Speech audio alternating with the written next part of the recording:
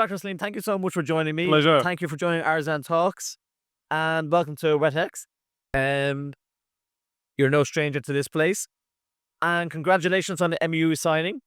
Could you start by telling us why the partnership with AERZEN is significant for the University of Wollongong in Dubai? Well, I think it's part of the DNA of the university. I don't know how much you know about the University of Wollongong, but our main campus is an hour south of Sydney. Yeah. It's the city of Wollongong. It was built originally as an engineering school. And beyond that, it evolved as a comprehensive university, but the heart of it is an engineering school. And we're actually known in Australia as to be an associate with a group of top eight engineering schools in Australia. And engineering means what? Engineering means really solution, training young, bright boys and girls to be capable of finding solution, designing solution. And you don't find that in textbooks. So we have a culture of constantly having a partnership with industry. And I think this particular partnership is important for us because we're both away from home. We're kind of the home is here. And that connection really with alignment with the measures that we offer at the university. In a bit, basically, nutshell, I keep saying this to partners. I say, we are in the business of creating a future for our students, whatever it takes. And why the future is to train them to be ready to work with industry. As you know, the pace of technology is just changing. So if you're not constantly with your partner in industry, you will not be supplying to the market. So that comes really as part of that strategy. I think another important things, which may not be yet very known, but 6 months ago, the UAE government has changed the standards for higher education from a very traditional accreditation to a set of 24 KPIs about outcomes. They call it outcome-based framework. And 6 pillars: employability, research, international ranking, student learning outcome, but one main pillar of it is collaboration with industry. So in the future, actually, university will be rated based on how many subjects you have developed and co-delivered with industry. Okay. The participation of your student in research. Right. How soon your students are getting job. How happy the companies with your graduate, how happy are they with the intern? So you see the ecosystem is really in favor of this sort of collaboration. And I suppose that comes down to, it's not just 3 or 4 years. They want to, it's a long term. The idea is graduate has to be employed.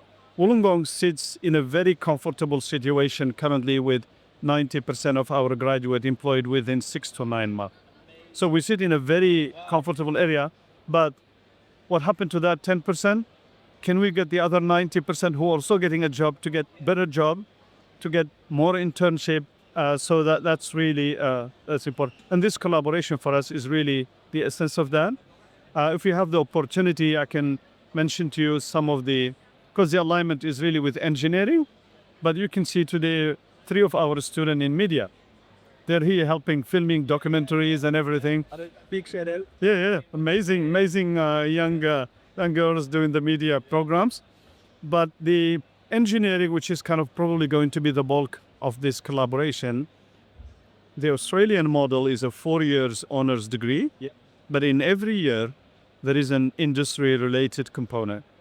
So in the first year, students are introduced to engineering and sustainability. They're still doing basic math and physics, but they have to do a subject on sustainability project, understanding engineering. In year 2, they get provided a small amount of money. They have to go in a group of 4, and they do what we call engineering management 1, which is pick a topic, do feasibility, put together some equipment. They're still coming from electrical, electronics, mechatronics together. Okay. They mature that in year 3, where we call it engineering management 2, which is really now become, the expectation is high.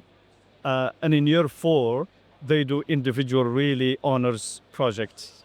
So we see that we're keeping the academia and traditional class and everything going hand in hand. And they have to do on top of this 12 weeks internship full-time in industry. So because that's probably the background of it is Wollongong grow up as an engineering school next to the mining industry. And has been the culture of it. And there's a little, not off topic, but I'm just curious because that sounds fascinating. That program, has any students carried it into the real world after Wollongong? Yeah. So we do for them an annual fair where they present this project and they judge by industry. So some of them have really carried very interesting idea. Some of them are trying them as startup in different parts of the world. We get students from 130 nationalities. 35 to 40% of them come from abroad to study with us. The rest is homegrown, but predominantly you have some Emirati, but you have predominantly expat, born and raised here. So it's really the engineering is going towards that entrepreneurship, harnessing idea, create your own work. But the role of industry is very critical in this. You need industry to supply equipment, industry to supply the new technology, industry to say, forget about these old processes, this is the future. And that's where I think these collaborations are very critical for us. Amazing. That's so exciting. And I think we kind of we'll go over again, but how does the collaboration reflect the UOWD's commitment to sustainability, innovation, and industry? We kind of covered that. But what practical outcomes do you expect from the MOU students, engineers, and the wider industry? Well, one of them, I was just talking to the colleague from AERZEN on it now, is what again, it's all about the future of our student and our contribution to the workforce. Yeah. So we would like, for example, the product that AERZEN company has is amazingly aligned with what we do in mechanical engineering and electronics. So you have really very complicated system, submerged underwater, where you need a lot of sensors to collect data, and you need to look at how efficient are these. Are these solutions good for all environment, all countries?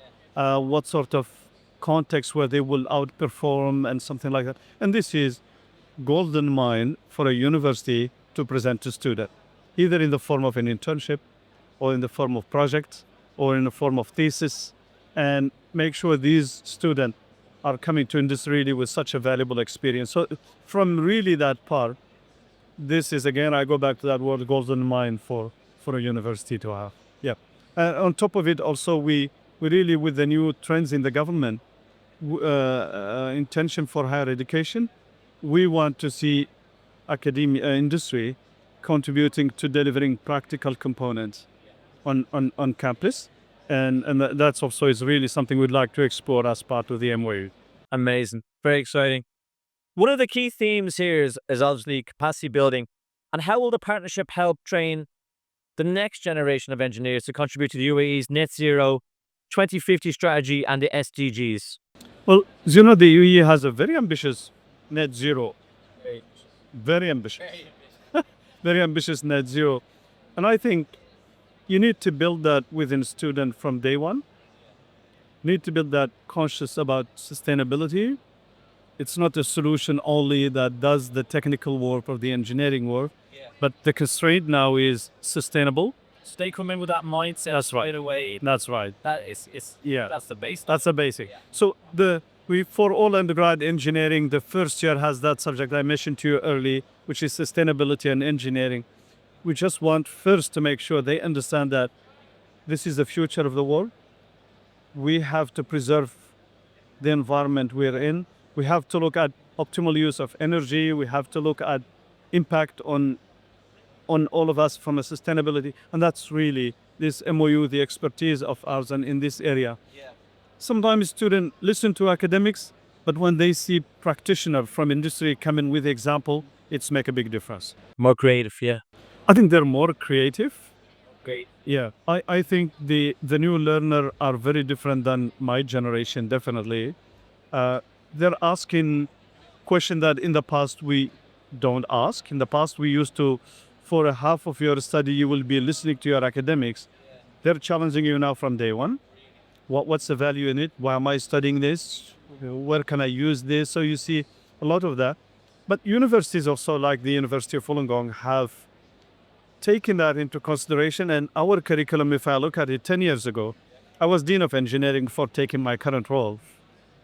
The curriculum has changed a lot. A lot of things has been dropped. A lot of new trends, new things. And you see what AI is going to bring to this context. It's a major disruption. It's a major disruption because equipment are smart. That's it. Equipment are smart. So it's a very interesting. Do you find that it comes with its challenges as well, where they have to push a bit harder because the information is so easy accessible for them? Well, from a teaching and learning, what we are trying now to build awareness around it is, yes, if information is available, you still have to learn how to gather it. You still have to learn to analyze it. And to give you an example, particularly for engineering student, we teach them heavy coding. But you can't teach coding the old way because the code generation tools and supplies are here. But that is not making the code easy to understand. So I think the challenge is to make sure the generation understand that it's available, it's easy to find, but you still have that learning curve for you to choose which one is right for which solution and so on. And that's in many ways is a challenge because the ease of finding information is sometimes misinterpreted. It's sometimes interpreted, and I think, by the way, that's when this internship, spending time with industry, when it happened, the student realized it's not about homeworks that the university give me. At the end of the day, I'll be asked real questions. Real life. They're in it. They're in it. Actually, just on a personal level, what excites you most about this partnership? And what message would you like to share with the students, industry leaders, and policymakers listening today? Well, what's excites me about it is again, I go back, is the unique opportunity for a student. I think a student who never done an internship, who's never done an industrial project, is missing very big thing. And I don't think you prepare for your job at year 4. You prepare for it year 1, year 2, year 3 on the way. So I think that excites me is really whatever that opportunity is, it for 10 or 20 or 3 students, any student who can get exposure to any technology. Even though they might be ended up working on a different thing. So if we do water treatment here, and you are a mechatronics student, you might end up working in other aspect of robotics. But this is a very rich experience. So that's really what excites me about this.